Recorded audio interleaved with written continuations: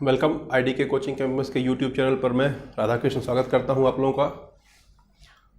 31 तारीख के current affairs में स्वागत है। दिया हुआ है निम्न कथनों पर विचार करें। विश्व तंबाकू दिवस के संदर्भ में दिया हुआ है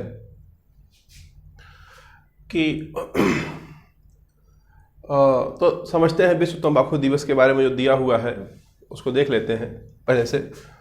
देखिए, आप ये समझ पा रहे होंगे कि तंबाकू एक तरह का कैंसर फैलाने वाला रोग है। आपको पता होगा। आपको ये भी पता होगा कि जब आप तंबाकू कोई खाता है तो उसके मुंह से जो है लगातार लार बाहर की ओर निकलता है। जब लार बाहर की ओर निकल जाता है, यहाँ पर थ्रोट्स में या जो लार ग्रंथियाँ हैं वो सूखने लगती हैं, धीरे धीरे वहाँ पर कैंसर होने लगता है। ठीक है।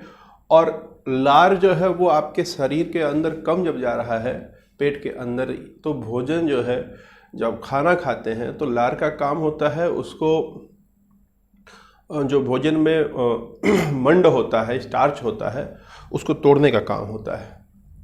वो भी तोड़ नहीं पाता है। फिर आपका जो पेट होता है वो हमेशा ख़राब रहता है, या यूँ कहें कि आपका जो पाचन शक्ति है वो कमज़ोर पड़ जाती है ना। तो कई इसके नुकसान हैं।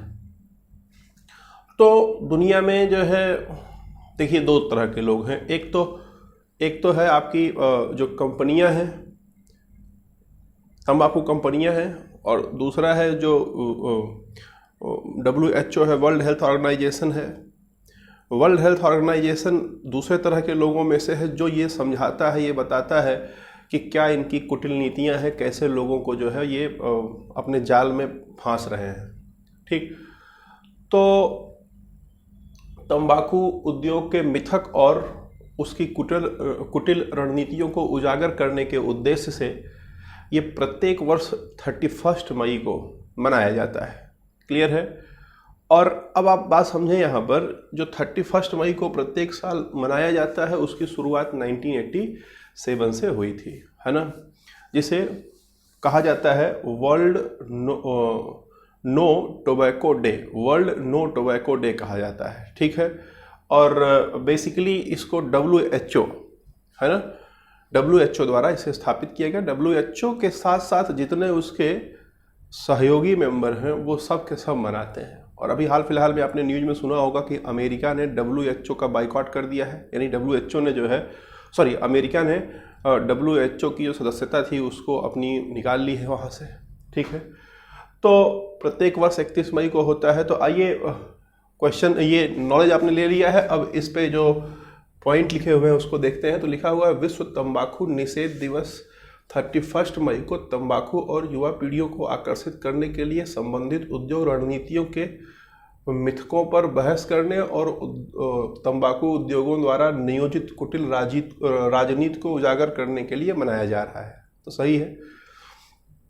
दूसरा बोलता है विश्व स्वास्थ्य संगठन के सदस्य राज्यों ने तंबाकू महामारी पर वैश्विक ध्यान आकर्षित करने और इससे होने वाली तथा रोकी जा सकने वाली मृत्यु और बीमारी के लिए 1987 में विश्व तंबाकू निषेध दिवस बनाया है।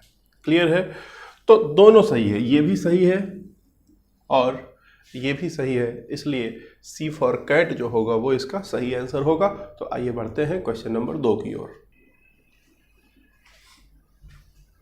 क्वेश्चन नंबर 2 में देखिए यहाँ पर दिया हुआ है PM केयर फंड के संदर्भ में निम्न कथनों पर विचार करें। PM केयर फंड्स पर काफ़ी चर्चा हो चुकी है। इसके पहले के क्लासों में भी मैंने कई बार इसको बताया हुआ है, और वहाँ पर ये बताया हुआ है कि कौन इसका पदेन अध्यक्ष होता है, इसका संगठन में कौन कौन आता है, ये सारी बातें चर्चा हो चुकी हैं पहले से ही। ठीक। अभी न्यूज़ में क्यों है उसको ध्यान दीजिएगा। किसी ने RTI लगाई थी। RTI समझते हैं आप? Right to information. जो 2005 में राइट टू इन्फॉर्मेशन एक्ट आया है उसके तहत नागरिकों को यह अधिकार होता है कि वह कोई भी सूचना मांग सकते हैं। उसे ही कहा जाता है RTI, right to information act कहा जाता है। राइट टू इन्फॉर्मेशन 2005 में एक्ट एक्ट लाया गया था, ठीक है। उसके तहत आप सरकार द्वारा जो सरकारी सूचना है उसको आप मांग सकते हैं। क्लियर। अब ध्यान दीजिएगा, ये जो पीएम केयर फंड है, नॉर्मली पब्लिक द्वारा इसमें पैसा जमा किया जाता है। मतलब उस समय जब आपातकाल की स्थिति होती है तो लोग उसमें दान देते हैं। महामारी हो, आपातकाल हो, उस समय लोग उसमें दान कर सकते हैं। क्लियर। तो एक तरह से ये पब्लिक फंड जैसा हो रहा है। तो किसी ने आरटीआई लगाई और आरटीआई लगा करके उससे, ध्यान दीजिएगा कि ये जानकारी इकट्ठा करनी चाहिए कि कितना फंड है, आया था, कहाँ खर्चा हुआ, कैसे खर्चा हुआ। तो पीएमओ यानी कि प्राइम मिनिस्टर ऑफिस ने मना कर दिया सूचना देने से, ठीक है। और सूचना देने से मना करना आरटीआई एक्ट का वायलेशन होता है। तो यहां पर पीएमओ ने कहा क्या है? पीएमओ ने दो बात कही है। पहली बात बोला ये कि ये जो पीएम केयर फंड है, ये आरटीआई जो एक्ट है उसमें जो धारा 2H है उसके अंदर आने वाली ये सार्वजनिक प्राधिकरण नहीं है। अगर ये सार्वजनिक प्राधिकरण उसके अंदर आने वाली होती तो हम इसकी सूचना देते। चूंकि ये उसके अंदर आने वाली सार्वजनिक प्राधिकरण नहीं है, इसलिए हम इसकी सूचना नहीं देंगे। ये पहली बात कही पीएमओ ने। और दूसरी बात ये कही कि सुप्रीम कोर्ट ने कई बार ये निर्णय दिया हुआ है कि सभी चीजों को बताना अनिवार्य नहीं है। वो चीजें जो लगे कि बताई नहीं जा सकती हैं उसको सरकार चाहे तो ना बताए। तो इस दोनों का हवाला देते हुए पीएमओ ने जानकारी देने से मना कर दिया। यहां पर इंपॉर्टेंट सबसे क्या है, ये बात ध्यान रखना कि पीएमओ एक ऐसा प्राधिकरण, पीएमओ सार्वजनिक प्राधिकरण 2H आरटीआई एक्ट के 2H के अंदर नहीं आता है, अतः इसकी जानकारी पब्लिक में नहीं दी जा सकती है। क्लियर है। तो पहला बोलता है पीएमओ के अनुसार पीएम केयर फंड आरटीआई अधिनियम 2005 की धारा 2H के दायरे में एक सार्वजनिक प्राधिकरण है। यहां पर अगर नहीं है लिखा होता, यहां नहीं लिख दिया होता, तब तो ये लाइन सही होता। चूंकि है लिख दिया तो ये लाइन गलत हो गया। दूसरा लाइन बोलता है प्रधानमंत्री नागरिक सहायता और आपातकालीन स्थिति में राहत पीएम केयर्स फंड दान स्वीकार करता है और कोविड-19 महामारी और अन्य समान आपात स्थितियों के दौरान राहत प्रदान करता है। तो ये लाइन तो एकदम सही है। तो पहली लाइन गलत है, दूसरी लाइन सही है, इसलिए B for ball is the correct answer.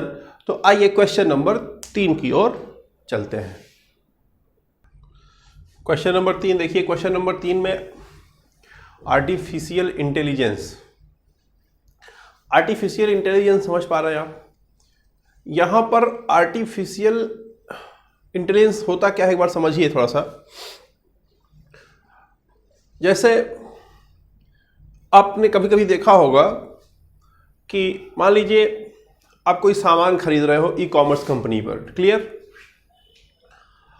और वहां पर आपको कोई क्वेश्चन जानना है ना, किसी चीज के बारे में इंक्वायरी करनी है, तो आप क्या करते हैं कि उसके चैट बॉक्स में जाते हैं। चैट बॉक्स में जाकर के जैसे ही आप कोई क्वेश्चन लिखते हैं तुरंत उसके बारे में जवाब आ जाता है। तो जो तुरंत जवाब आता है वो मशीन दे रही है, वो आर्टिफिशियल इंटेलिजेंस है। या आप में से जो लोग व्हाट्सएप का बिजनेस अकाउंट इस्तेमाल किए हों, जिससे हम लोग नॉर्मल व्हाट्सएप इस्तेमाल करते हैं वैसे ही व्हाट्सएप में एक बिजनेस अकाउंट भी होता है। तो बिजनेस अकाउंट में आप सेट कर देते हैं कि कोई भी आदमी क्वेश्चन करेगा तो हम ये जवाब देंगे, या कोई हेलो लिख के भेजा तो उसके बदले ये जवाब हम देंगे। तो जब भी कोई आपके व्हाट्सएप पर मैसेज करता है तो तुरंत वो जवाब आ जाता है जो आप सेट किए रहते हो। वो क्या है? आर्टिफिशियल इंटेलिजेंस है। तो एक एग्जांपल के तौर पे मैंने समझा दिया कि मतलब आर्टिफिशियल, या अगर आपने एक मूवी देखी हो रोबोट है ना, जिसमें साउथ मतलब सुपरस्टार रजनीकांत और ऐश्वर्या राय की मूवी थी, तो वो जो रोबोट था वो काम किस पे कर रहा था? आर्टिफिशियल इंटेलिजेंस पे काम कर रहा था। ठीक है, यानी कि कुछ इस तरीके से समझिए कि टेक्नोलॉजी को इस तरीके से बनाया जाए कि मनुष्य के बुद्धि की तरह वो काम करने लगे, वही आर्टिफिशियल इंटेलिजेंस है। ठीक है, तो यहां पर राष्ट्रीय कृत्रिम बुद्धि पोर्टल के संदर्भ में निम्न कथनों पर विचार करें। यानी कि एक पोर्टल अभी लॉन्च किया है हमारे केंद्रीय इलेक्ट्रॉनिक और आईटी मिनिस्टर ने। तो ये जो लॉन्च किया है इन्होंने, ध्यान दीजिएगा, इसीलिए ये न्यूज़ में है। बेसिकली ये जो है भारत के आईटी मंत्रालय और आईटी उद्योग नेस्कॉम द्वारा मिलकर के विकसित किया गया है। जो भी प्रॉब्लम्स फेस करते हैं बिजनेस में, या बिजनेस में जो कई सेक्टर हैं उसमें, या पढ़ाई में जो भी प्रॉब्लम्स लोग फेस करते हैं, उन सब का एक वन स्टॉप सॉल्यूशन पोर्टल बनाया गया है। क्लियर है? तो यहां पर अगर आप देखें तो इस प्रकार ऑप्शन यहां पर B for ball is the correct answer. तो आज कुछ कार्डों से हम लोग आगे क्लास नहीं कर पाएंगे। ठीक है, तो इतना जो है आप करिए, जो बचा हुआ क्वेश्चन है उसको हम कल करा देंगे आपको। Thank you.